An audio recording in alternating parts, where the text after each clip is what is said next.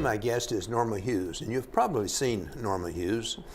She is the one that introduces the performers on our Sidney Foster concert series. And she does quite a few other things around here. But we're going to learn a little bit more about Norma today. And welcome, Norma. Thank you very much for being a guest on Who's Who. Thank you. Thank you. And first, I'd like to know about your kids. What do you have? Children? And Five children. 4 boys, 1 girl. Oh, that must have been an exciting house. To say the least. Where did the girl fit in? She was number 2. Number 2. So she was the second mama to the youngest boy, right? Yeah, and they would say today, even in their ages today, they would say something like, "Oh, Ellen was always bossing us around." That doesn't surprise me. I have a great grandkids, and there's 3 boys and 1 girl. And the girl is the second, and she's the boss too, even of the oldest, you know. So that's the way. That's life. Yeah, it works out that way. Well, what do they thank do? God for it. Where are they located? Well, the oldest one, Brian, lives in Colorado, outside of Denver, and my daughter, Ellen, she's in Carlisle, Pennsylvania. Oh. So she's not so Is far she away. associated with the War College, or? No. She and her husband own an antique shop.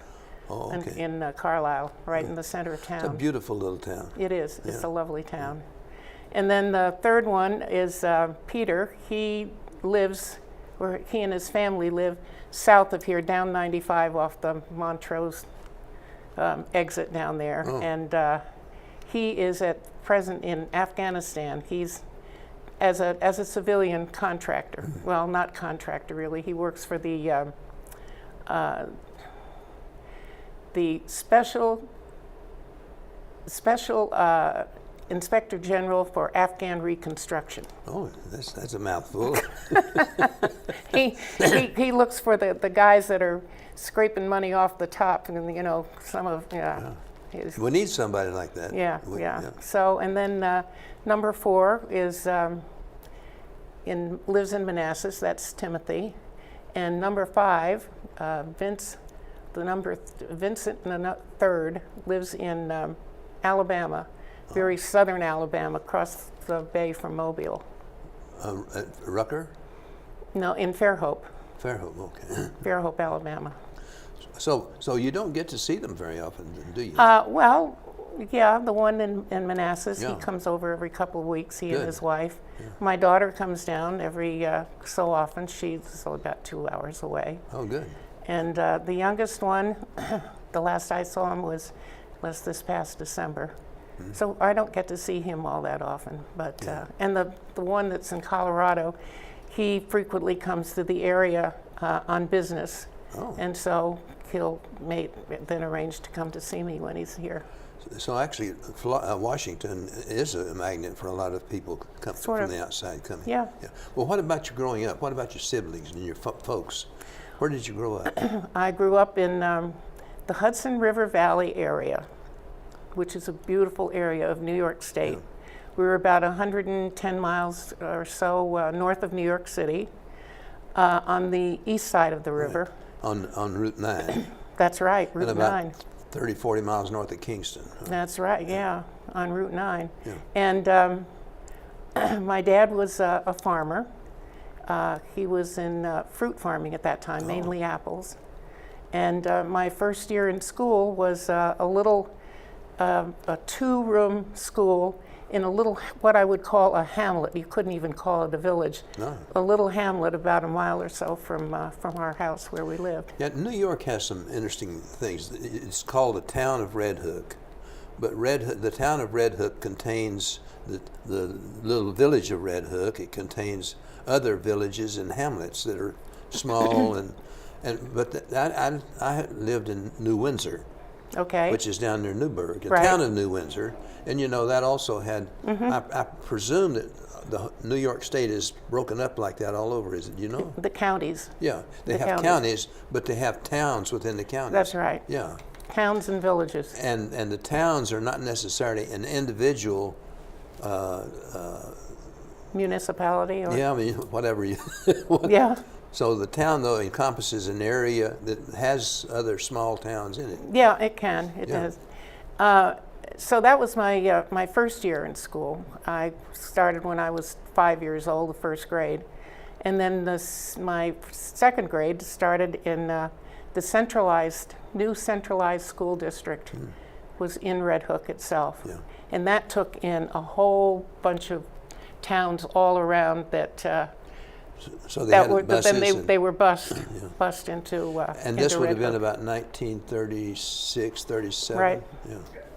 Yeah, and I graduated from there. That school took in kindergarten, and they did start with kindergarten then, kindergarten through 12th grade. So you graduated probably at about 17 instead of 18? Yeah, 17, yeah. Right, in 1950. Yeah.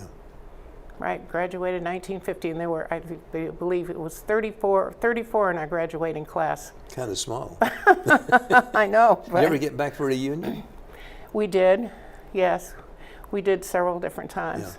Yeah. Did you get back for the 50th? Yes, well, the 50th, actually, what our class did, there were several of us that were more of a group within the 34. Yeah. And we decided we wanted to do something different for our, so we thought of a cruise. So that's what we did. We did a 4-day cruise leaving out of Not for Fort the whole Lauderdale. class, just for the group. Well, it was open to the whole class, but okay. only about 8 of us signed up for the cruise. Oh. But yeah, we had a good time. I'll bet you did. Yeah. Yeah, because I had a small high school, and I had a small 2-room. I went through from primer through the 7th grade though in this 2-room school. So I didn't know a bigger school until I got to high school. Yeah. Right. Yeah. Well, it was much more of an experience, and some of the kids, were being bused and had to get up in the wee hours of the morning to catch the bus. Would be around like at 6 o'clock in the morning to pick them up. But anyway, it was a good time. How far did you live from the town of Red Hook? We were about 10 miles north of the town itself. So right. it was a bus trip then, 10 Oh miles. yeah, of course. Yeah. Okay. Then you went to college. Mm-hmm. And you went to Ithaca College. Ithaca College in Ithaca, Bard New York. College was right there very close to Red Hook. Right? That's right. Yeah. Bard College was in Rhinebeck, Rhinebeck. Close to Rhinebeck. Yeah, close to Rhinebeck. So you could have gone to a local college and stayed home and. That's what my parents sort of said. Well, why don't you go there? And I said, no, they don't. They wouldn't offer what I want to take, and so I wanted to go to Ithaca because they had a speech and drama. Oh, okay. Yes, department. So that's where I went. And Bard didn't have that. No, Bard didn't have that. But they had a lot of other things. Yeah, other things. But Now, I wanted to go away from home. Ithaca is located. Is it near Cornell? Yes. Okay. Right there. Cornell is in Ithaca. Right. Yes. Okay, and so Ithaca College is. Ithaca College. At the time I was there, we didn't really have a main campus. Oh. We had several buildings downtown in the city of Ithaca downtown. Oh. Since then, they have built a wonderful campus several miles outside of town on a hill overlooking everything, even overlooking Cornell, because it was always considered Cornell was on the, up on the hill. Yeah. And so. Ithaca now overlooks Cornell. Well, good. All right. Well, did you finish? No, I had 2 years. I met a Cornell man, and we decided we wanted to get married. So I said, okay, I will not go back to school this year. I will work. And he, in the meantime, had graduated Cornell and was going to law school in Columbia University Law School. And so we got married in 1953. And so you were married to a lawyer. Yeah, as such. But he, rather than face the draft, he signed up for Air Force ROTC. And so the Air Cornell? Force, no, not at Cornell, in Columbia, at Columbia University. Oh, New York. Okay. Yeah, I remember his telling me. Is that where you went to law school? Yes. So you had a hiatus there, but when you quit Ithaca, And he was going to Columbia. You didn't move down to Columbia, I presume. No, Well. no. But after we were married in '53, we lived in the Bronx. Okay. Yeah. And it took him then a couple of years more to get to graduate. He graduated in '55, right? So then he went directly into the Air Force. What did he do? He was a pilot. Okay. Transport. So what was your first assignment? His first assignment after getting his wings and going through flight school, we went to France for 3 years. Well, that That must was have been exciting. good. Yeah. Yeah, but in the meantime, we had 2 children. 2 children were born in that little, from '53 to '55. Yeah. And so we went over with 2 children, and while we were there, we had 2 more, and I was expecting when One more. when we were leaving and coming back to the States. Well, in France, did you get to see well, with 4 children, you're not going to see very much, but did you? Well, we managed. I had a wonderful French girl Yeah. who would stay with the children, and then of course there were the neighbors. We were all very close in a sort of an American style setting outside of the air base. Yeah, I always found that to be true. Wherever you went, you had a community of Americans that were Right. pretty close. Yeah, Yeah. that's right. So from France, what happened? We left there in when were we there? We left there in '59, and went to Nashville, Tennessee, to Seward Air Force Base outside of Nashville, Tennessee, and that was a small air base that had it was a transport. transport. Yeah, they mainly supported the Air Force, the Army Rangers, the paratroopers in Kentucky. Fort Campbell. Fort Campbell. Yeah. Oh, okay. Yeah, Seward. So they weren't too far from Fort Campbell. Right. But, yeah. But I'm surprised that they didn't have an air base up there for the. But that was down in Nashville. Do you have any idea what Fort Campbell now uses? No idea. Okay. No idea. Yeah, I understand. I think it's still the 100. Wasn't that the 101st Air? The 101st? Yes. Yeah. Yeah. I think that they're still there. Oh, they are. Absolutely. Yeah, they are there. All right. So in Nashville, again, you have 5 children now. Did you get to do anything else, or were you just a stay-at-home mom? I was a stay-at-home mom.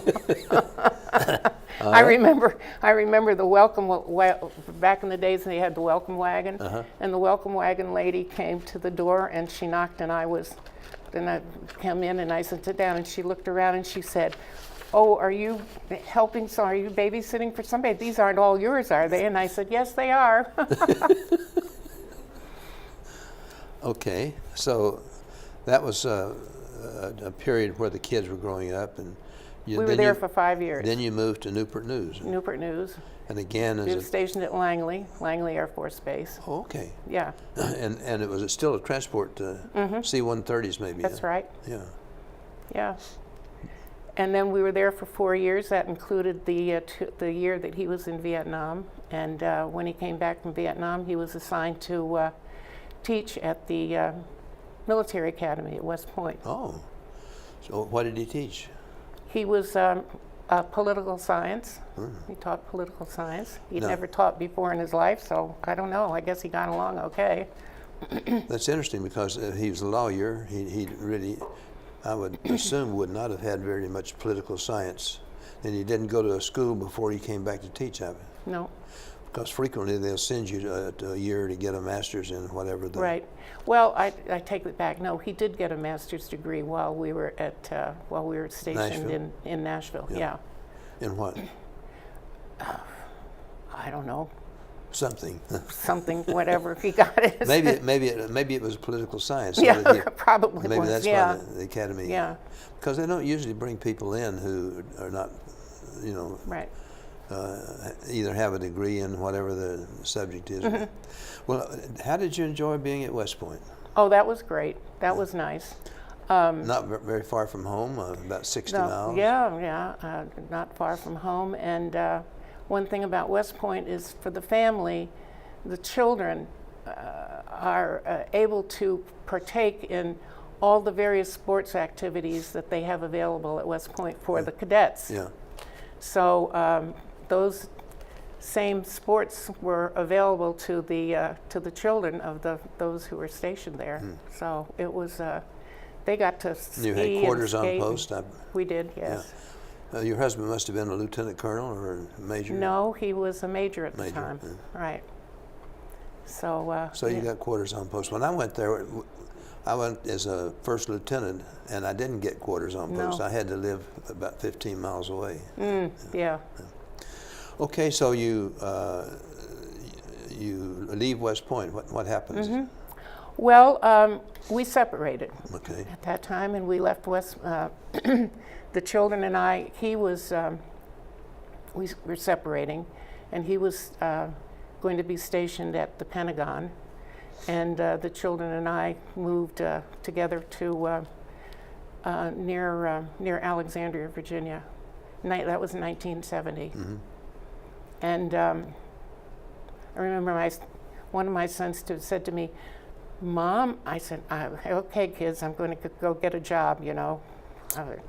And one of my sons said to me, "Mom, are you going to have to be somebody's maid?" Because as far as he knew, for him, that's all he'd ever seen his mother do, scrub floors and so on and so forth. Yeah. I said, no, hopefully I'll get a job with a desk involved. Yeah. And I did. I got a government job. And With the Department of Interior. Department of Interior, in the Federal Water Pollution Control Administration in the Department of Interior, which that became part of EPA in December of 1970. What was your job? I started out as a clerk typist. Oh. I could still type. Okay. I kept up my typing skills, so I could still type. Then when they went to an EPA, did you get a different job? Well, I sort of managed to gradually work my way up to being the secretary to the division chief, and then they had a program which allowed someone like me, who was a clerk typist or whatever, to go into the semi-professional field. So I ended up being a environmental protection specialist. Okay. Which meant that you, what areas of the environment were you involved with? It was in the water areas. Oh, water. But at the time, I was with a division that was in charge of developing regulations for offshore oil drilling structures. Well, that must have been rather interesting. It was interesting, yeah, it was. Because you're looking at the ways they're polluting water, or is that yeah? And well, you're looking at ways to prevent them from polluting the water. Exactly. Yes. Yeah. Yeah. Right. So and then from there I was always within the water office, so to speak, and I went on into transferred into a couple of other different divisions. Could it be groundwater, contaminated groundwater? Yeah, right. You got involved in those. And we did have a lot of contaminated groundwater. Yeah, we did. Yeah. Yeah, I went through the Love Canal and all those various things, if any of us remember. The Love Canal, it's always, I've read some on it, but it always bothered me that I believe it was Hooker Chemical? Is that? Yeah. Right. And they went through a lot of process of trying to avoid contaminating anything. They turned the area over to the city with the stipulation that you can't build anything here. And yet they did build things there, and that created the problem. Right. Yeah. Yeah. Which sort of always, I've had a little problem with that. Now, can you clear that? No. No. I really don't remember a good deal of some of the things that I was involved with or that we worked on. Yeah. I mean, it was sort of like once I retired from EPA, You forgot about it, huh? it was like, those days are gone. But yeah, I retired in 2001 after 30 years, and my federal employment was just with the one agency that whole 30 years. Right. But and most of it, or much of the last 15 years anyway, I presume, was associated with the groundwater, the pollution of the Gulf, or wherever the oil. Right. Well, then I was in the air programs, which we were involved with. Yeah, clean air. Yeah. Right. So I had managed to work my way up from a clerk typist to, when I left, I was at a GS-13 rating, so I had managed to do that over the years. Yeah, I'd wondered about, when I read your bio, I wondered about that because not being a college graduate, just how did you work your way up in EPA? Well, EPA, because it was a new agency, they were much more liberal with a lot of the, your ability to be able to advance and so on. They were much more liberal than some of the old line agencies. Yeah. Yeah. Well, you were going into drama in Ithaca College. And you move on in, so you're now looking at groundwater regulations, you're looking at the regulations of the oil drilling people in the Gulf, which are quite different from, maybe there's a lot of drama in it. Yeah, there was always drama there, yeah. Yeah, but I guess I'm interested in the regulations that affect the groundwater and the clean air, because some of them seemed to me that they were getting more stringent. Well, as we had developed the ability to detect whatever the pollutant might be, we were able to detect down to much lower levels. Right. And every time we were able to test down to much more levels, then the regulation would change to say, okay, is that the way things worked? More or less, yeah. Yeah, we were, and EPA was always under the gun, so to speak, from Congress. Yeah. Yeah. From Congress to do what? They didn't necessarily like what we were doing in the way of some of the regulations and so on. And Congressman Dingell, who recently passed away, yes, I remember, he was one of our biggest advocates and yet one of our biggest enemies, so to speak. It was, yeah. But well, anyway. And how can you be an advocate and a... I don't know. They managed it somehow. Well, I gather that he supported lots of things.